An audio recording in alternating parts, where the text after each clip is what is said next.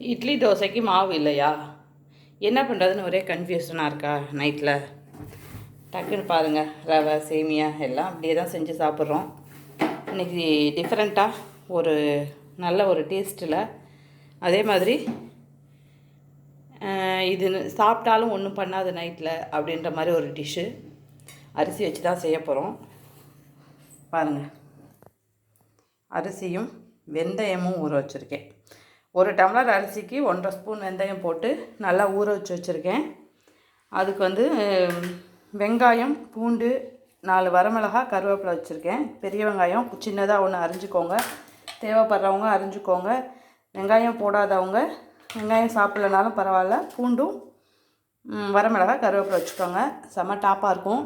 பாருங்கள், குக்கர் வச்சு எண்ணெய் ஊற்றிட்டேன். இதில் ஒரு 1.5 ஸ்பூன் வெந்தயம், கடுகு, ஜீரகம், ஒரு 2 மிளகு போட்டு தாளிச்சிருக்கேன்.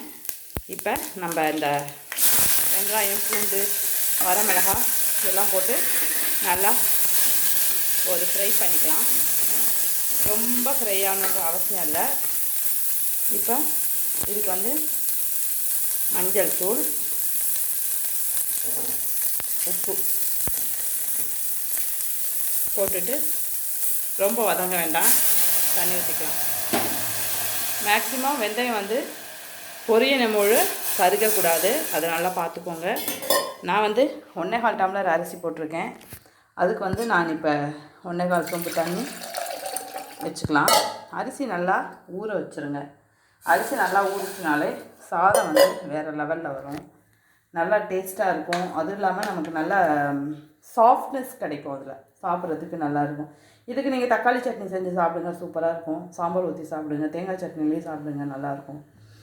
இந்த மாதிரி வெந்தய பொங்கல் செஞ்சு நைட்டில் சாப்பிட்றது உடம்புக்கு நல்லது. ஏன்னா பகலெல்லாம் வெயில்லையும் காற்றுலையும் போய் அலைஞ்சிட்டு வரோம். அந்த மாதிரி இருக்கும்போது நம்ம டக்குன்னு நைட்டில் மாவு இல்லைன்னு தேடிட்டு இல்லாமல் இல்லைன்னா கடைக்கு போவோம். அதுவும் இல்லாமல் டக்குன்னு இந்த மாதிரி ஒரு டிஷ்ஷை செஞ்சு சாப்பிட்லாம். இது சுகருக்கு அவ்வளோ நல்லது, வயிற்றுக்கு நல்லது. இந்த மாதிரி அல்சர் இருக்கவங்களுக்குலாம் இந்த மாதிரி செஞ்சு சாப்பிட்டாங்கன்னா காரம் எல்லாமே இருக்கும். அதே நேரத்தில் டேஸ்ட் வைஸ் நல்லாயிருக்கும். இது உங்களுக்கு நீங்கள் அந்த மாதிரி செஞ்சு சாப்பிட்ருக்கீங்கன்னு பாருங்கள். வெந்தயம் தானே கசக்கும் அப்படின்னு நினைக்காதீங்க, கண்டிப்பாக கசக்காது, ரொம்ப சூப்பராக இருக்கும் இந்த சாதம். அந்த மாதிரி செஞ்சுட்டு ரொம்ப ஈஸி, டக்குன்னு நம்ம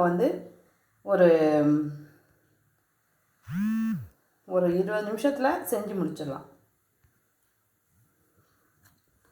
இப்போ நான் டேஸ்ட்லாம் பார்த்துட்டேன், உப்பு காரம் எல்லாமே கரெக்டாக இருக்கிறதுல. இப்போ பாருங்கள், அரிசியை போட்டாச்சு. இப்போ குக்கரை மூடிக்குவோம். விசில் வந்துச்சுன்னா சாதம் ரெடி, நம்ம எடுத்து வச்சு அப்புறம் பசி ஆறிக்கலாம்.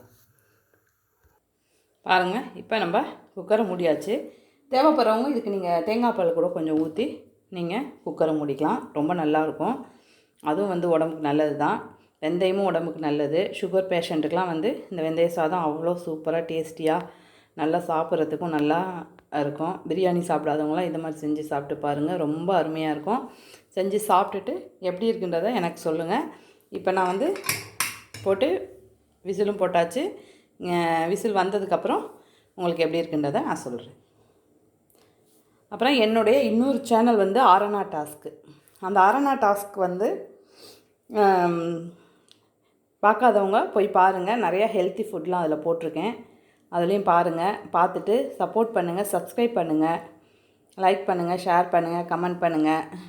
இந்த நித்யா சேனலையும் சப்ஸ்கிரைப் பண்ணுங்கள், லைக் பண்ணுங்கள், ஷேர் பண்ணுங்கள், கமெண்ட் பண்ணுங்கள், சப்ஸ்கிரைப் பண்ணுங்கள். எப்படி இருக்குன்றது எனக்கு ஃபீட்பேக் சொல்லுங்கள்.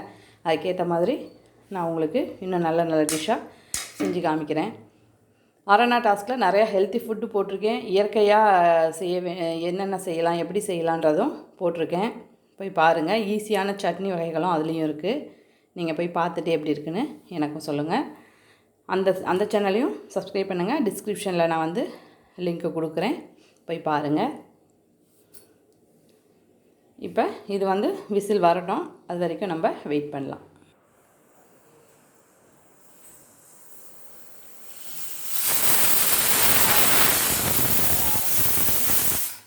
இந்த குக்கர் கொஞ்சம் அதிக விசில் தான் வரும், வந்தால் தான் சாதம் நல்லா குழஞ்சி வேகும். அதனால் நான் ஒரு 7-8 விசிலுக்கு தான் விட்டுருவேன். அதனால் கொஞ்சம் குழஞ்சி வேகட்டும், அப்போ தான் நல்லாயிருக்கும். விசில் வரட்டும், ஆஃப் பண்ணிக்கலாம். இப்போ தேவையான அளவு இதில் விசில் வந்துருச்சு, ஆஃப் பண்ணிக்கலாம். கேஸ் அடங்கினதுக்கப்புறம் சாதம் எப்படி இருக்குன்றதை உங்களுக்கு காமிக்கிறேன். பாருங்கள் ஃப்ரெண்ட்ஸ், கேஸ் அடங்கிடுச்சு. இப்போ வந்து நம்ம இதை திறந்துக்கலாம். பாருங்கள், செம சூப்பரான வெந்தய சாதம் பிரியாணி ஸ்டைலில் ரெடி ஆயிடுச்சு. பட்டை கிராம்லாம் போடாமல் ஒரு வெந்தய சாதம் பாருங்கள், செம சூப்பராக இருக்கா? நீங்கள் இந்த மாதிரியும் உதிரியாகவும் வச்சுக்கலாம். இதை நல்லா மசிச்சு குழச்சும் நீங்கள் சாப்பிட்டுக்கலாம். தேங்காய் பால் ஊற்றி கஞ்சியாகவும் நீங்கள் சாப்பிட்டுக்கலாம். செம சூப்பராக இருக்கும். செஞ்சு சாப்பிட்டு பார்த்துட்டு எப்படி இருக்குன்னு எனக்கு சொல்லுங்கள். லைக் பண்ணுங்கள், ஷேர் பண்ணுங்கள், கமெண்ட் பண்ணுங்கள், சப்ஸ்கிரைப் பண்ணுங்கள் ஃப்ரெண்ட்ஸ். தேங்க்யூ.